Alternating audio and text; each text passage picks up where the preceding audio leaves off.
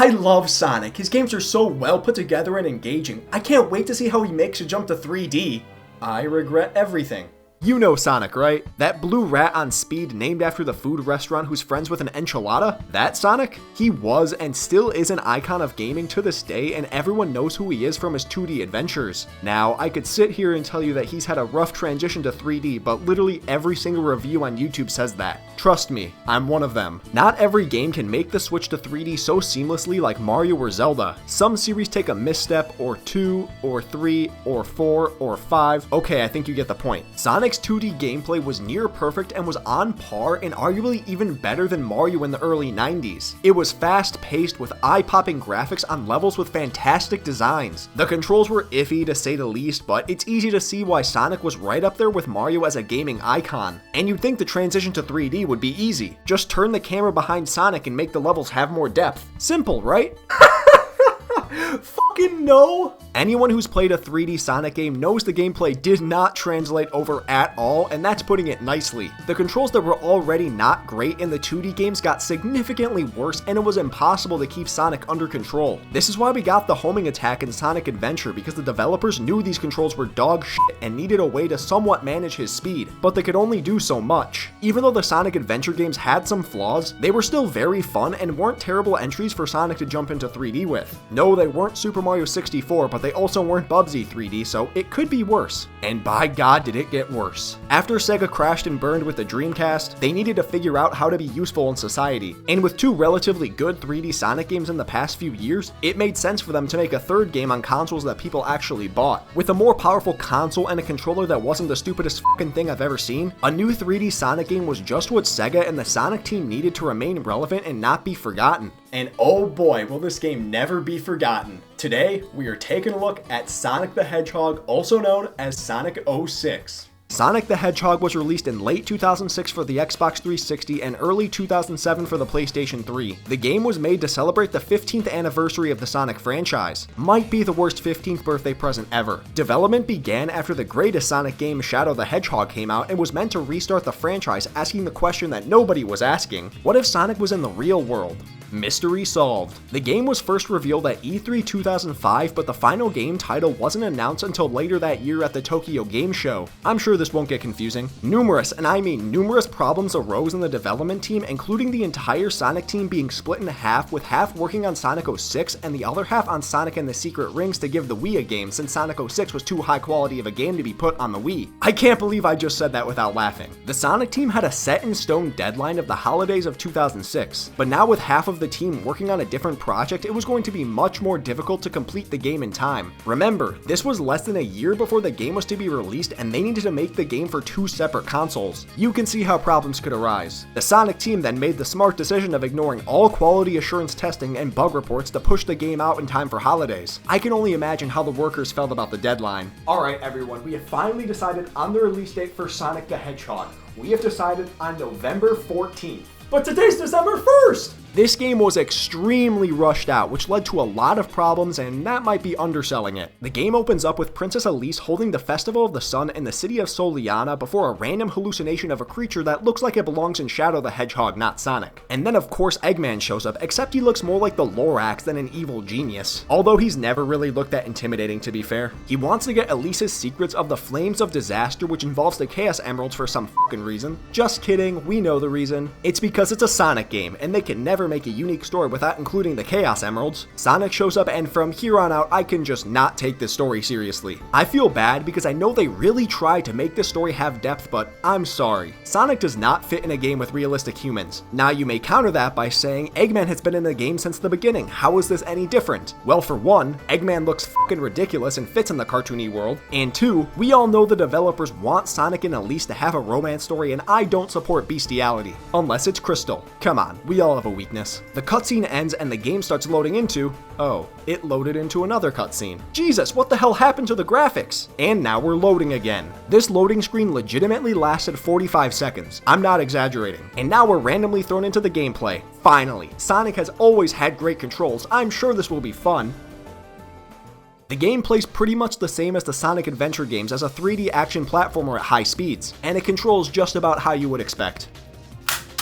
This game is so slippery, and Sonic moves so far with just the slightest tap of the controller. How in the hell can anybody defend this? I really want to say something good about these controls, but it just makes me irrationally angry. I know I said before that Sonic has never been the pinnacle of movement or controls, but this is so finicky, there's no way anybody can consistently control this game. If you make a tiny mistake in the old games, you'll just hit an obstacle or lose your momentum. While here, you tap the control stick the wrong direction and take a direct flight to hell. And the homing attack that was added in Adventure is still here with the same purpose to give more control when attacking enemies, but it only works like half the time. In fact, all of Sonic's abilities only work like half the time. Just look at this light dash. How the f did that happen? I have never had this many problems trying to control a game before. I've played games with bad controls, no doubt, but this isn't just bad controls. You can just be running and jumping anywhere and the game just starts spazzing out and f***s itself into oblivion. I don't know if it's the controls, collision, coding, or what causes this. My best guess is all of it. But if Sonic's aneurysm-inducing controls weren't enough for you, do I have a treat for you? Not only is Sonic playable, but also the Edgelord, Shadow, and Silver in his first appearance. And I'm sure the controls must be better, right? No. Shadow's gameplay is a bit different than Sonic's, being more focused on combat, and he can also ride vehicles. I'd be more okay with this combat if they gave him a gun like his own game, or at least let him say damn every time he died.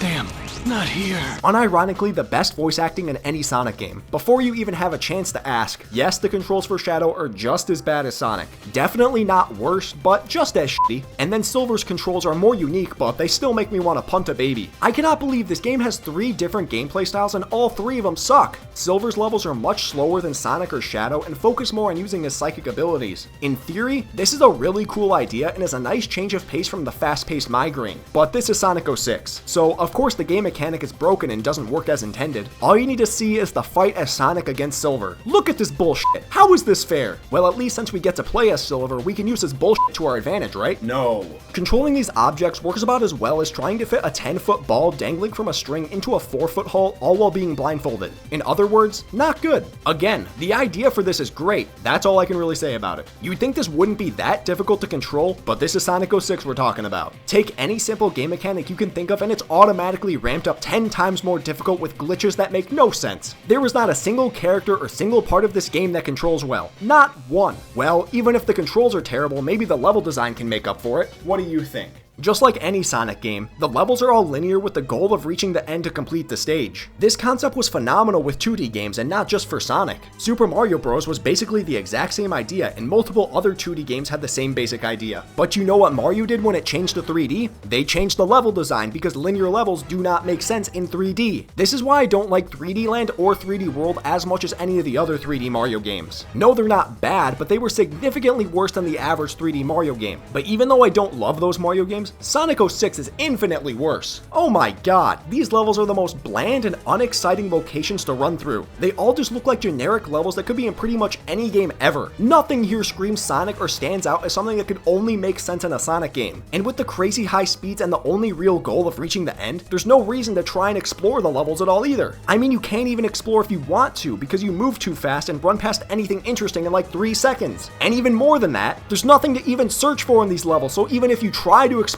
you won't find jack shit anyway. At least 3D World had pretty landscapes and backgrounds with open areas and secrets to explore for collectibles. Sonic 06 is just a bunch of straight lines with random bullshit going on in the background that doesn't change anything. They try to distract you with the better graphics so you don't realize the levels have nothing in them. This is still a problem with Sonic games to this day. I could make a whole video on Sonic Forces and I probably will at some point, but that entire game is just pressing buttons while stuff that doesn't matter happens in the background. There is no skill required to beat that game. It's a graphic novel disguised as a platformer. All of the bad Sonic games we've gotten in recent memory all started with Sonic 06 right here. Every bad thing that has ever appeared in Sonic can be traced to this sad excuse for a game. Except this. I still can't explain this. Even the hub world, Soliana, is the blandest and least inspired hub I have ever seen in my life. There is nothing that gives charm or character to this world at all. You could say this is literally any random city on Earth near water and I'd believe you. That's how generic it is. And it doesn't help all the NPCs are humans. This is a Sonic game. Where are my giant fat cats and animals with boobs? Is that too much to ask for? Just one. I just want one NPC that doesn't have any story relevance to be an animal of some kind. That's the easiest way to tell if you need to care what an NPC has to say. If it's an animal, they have a purpose in this game. If it's a human, mash A, skip dialogue, go f yourself. I have never in my life seen an open area so barren, lacking in energy, and full of white people, and I've been to a Nickelback concert. I actually haven't been to a Nickelback concert. It was a joke. Please don't think that low of me. With all the bad stuff about this game, you may be wondering if there's even a single part about this game that's worth giving a damn about. And yes, there is one.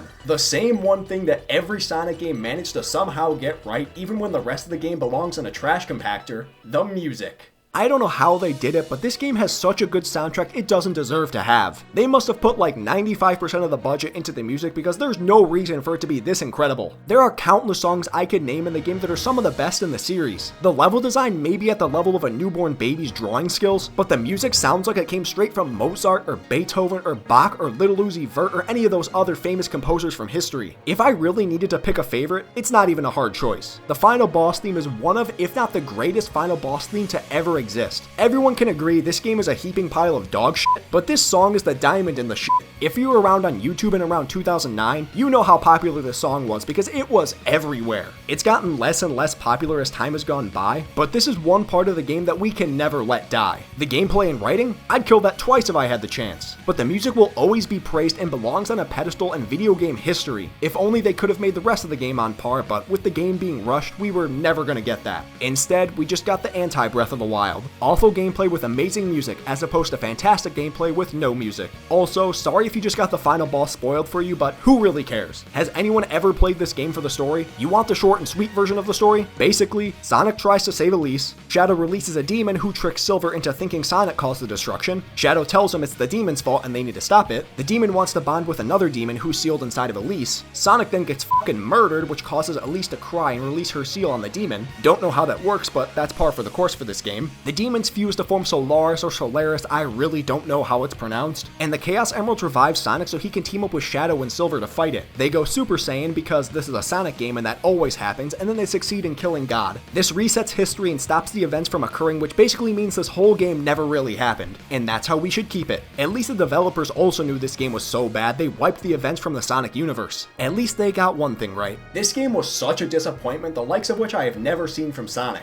People forget this was supposed to be the definitive Sonic title at the time, and that's just scary. But even as bad as it was, we can still all at least agree on one thing: Sonic Boom and Sonic Forces are at least 10 times worse. This game was a prime example of what not to do when developing a game. Don't take all the aspects of a 2D game and turn it into 3D without taking into consideration how the game would function. Don't put a strict deadline for a game, then cut the development team in half, making you rush most of the game to release by that date. And never try to entirely restart a franchise. This would have been like if when Nintendo released New Super Mario Bros., it was just called Super Mario Bros. And was meant to replace the original. Could you imagine the confusion if there were 7 games all called Super Mario Bros.? You could even say 8 if you want to count Mario World, since that's technically Super Mario Bros. 4 in Japan. It's already confusing enough with all the new Super Mario Bros. Games, but that's not because the names are the same, that's because the actual games are literally the fucking same. This game has so many problems, but that's the reason it's remembered by so many people. Bad games can stain a franchise forever and blind people from seeing the positives in the games that succeeded. Sonic Unleashed, for example, was not awful, but people couldn't get over Sonic 06 when it came out and everyone crapped on it for years. But even with all the problems with this game, the glitches are absolutely worth playing the game for. You literally don't even need to try to break the game. Just play the game for an hour and it will start imploding. I have seen a lot of fucked up games in my day, but this might be the most fuckest uppest. It's not a masterpiece or anything, god, not even close, but it's not the worst game ever. Sonic 06 isn't a good game,